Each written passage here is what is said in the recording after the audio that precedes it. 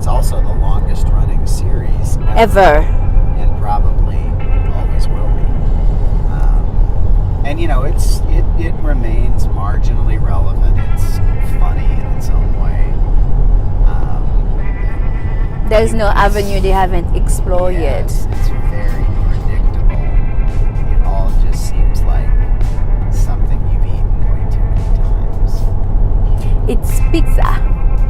It's frozen pizza. Frozen pizza. It's just, it had its time and its place at a certain time in your life, and now it's just kind of like, I've had enough of it. But Family Guy does have more range. They do more innovative things. The animation's a little bit better. They're willing to push the boundaries a little bit further. They sure push the boundaries. They're willing to mess with the format in ways that The Simpsons really isn't. The Simpsons, they did conform to a set of ideas. They didn't go too far out of the norms. No, The Simpsons really is kind of a satire on the way things are, but it's not necessarily trying to shake up the way things are. It's not trying to force you to look at things a different way. In a lot of ways, The Simpsons does conform, and I think this is what you're saying. It conforms to the typical sitcom conventions, right? Like, the stories occur within the half an hour period. Yeah. There's a set of characters that always react a certain way to different things, and there's always an antagonist and a protagonist, and there's a problem. Got a typical. Yeah, but they just give it that treatment. They flush whatever the issue is. They usually take some kind of a modern, hot topic issue, some topical item, and flush it through the Simpsons universe. And Family Guy sort of doesn't do that. It being more about the characters and less about the issues. I think Family Guy is more character-centric than The Simpsons. And I think that's why you have some better characters. There's more dimension to the characters on Family Guy. But they start to explore, even with the gay, not just the gay idea, but the gay right things.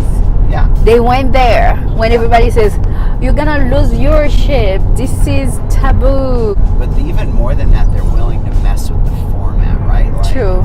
There's an episode of Family Guy that is completely dramatic and sad. It's like Stewie and Brian get locked in a bank vault, and they just talk about what they hate about their lives, and the whole thing comes down to that Brian has a gun in his bank vault because he's going to kill himself. Oh no. And it's this really sad, deep episode, completely no humor in it, and it's all shot inside the bank vault. Just a complete departure from the normal funny, Family Guy setup. stupid Peter. Running around, doing having adventures. They do things like that. Well, You just don't see that happening with other shows. There's this weird thing that they do on American Dad too. That's a little bit that same idea where you'll be right in the middle of the episode and then they'll cut to this ultra violent saga about this jewel that looks like a turd, but it's made of gold and it has gems in it, and people kill each other over it, and it just travels from one place to another by people stealing it and killing the other person that has it. And it goes throughout 2 seasons where they'll just cut in for 5 minutes into the episode and completely take you away from the episode and follow this thing. Just really crazy, and it's really interesting to watch. What did it end? Is it over? I think it ended and you found out that it was Roger that actually did it. It was Roger's turn, and that he ate something and then Poop. dropped it out, and then at the end he finds it again. It ends up back in his hand. Oh, that sounds crazy. But they do weird things like that. You know, they mess with The formula. the narrative format. If this then that, and writers didn't used to push boundaries because the editors or the copywriters or the people that are going to publish it says nobody would buy it.